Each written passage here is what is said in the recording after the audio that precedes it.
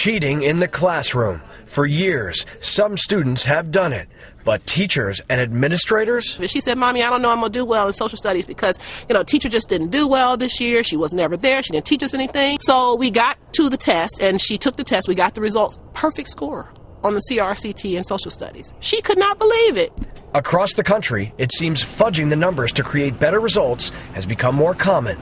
Perhaps the epicenter, the Atlanta public school system, was shaken by a major breakdown.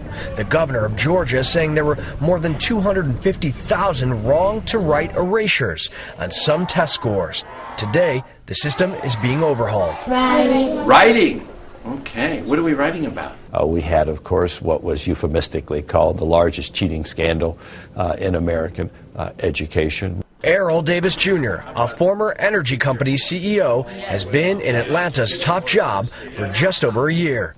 In that time, he has swiftly began the reform process by stomping out the old regime, changing the mindset of the schools, and creating a transparent and open leadership system. I had to remove 178 educators. The real downside, of course, was people felt the necessity, for reasons I cannot fathom, to alter the results of the tests. According to a recent Atlanta Journal-Constitution examination of cheating, they found concentrations of suspicious test scores in other cities around the nation: Mobile, Dallas, Houston, Detroit, Baltimore, and St. Louis. In some cases, test scores surged and plunged over several years. Signs of tampering.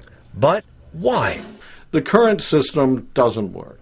It doesn't work in many levels. One, the rules change often from state to state. Director at the Center for Ethics at Emory University, Edward Queen, also thinks the fear of losing a job, teaching in a society where winners take all, and extra funding to schools that have strong test results are all factors contributing to the cheating. And the other thing I think is going on is we really have to ask seriously, how much do people in the United States really care about public education?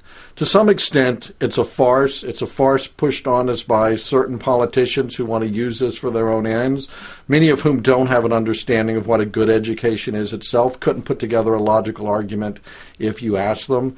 In Atlanta, Superintendent Morris is facing major challenges in the reform efforts. The school system he runs had to cut $50 million in budget, lay off unethical employees, and open up new lines of communication with parents and the community.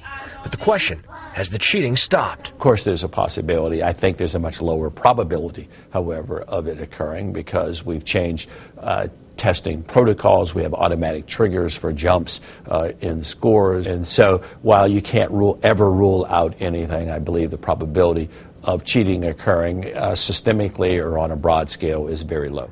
And as some parents point out, the cheating across America and here in Atlanta may be more about socioeconomic status and the hardships that go along with poverty.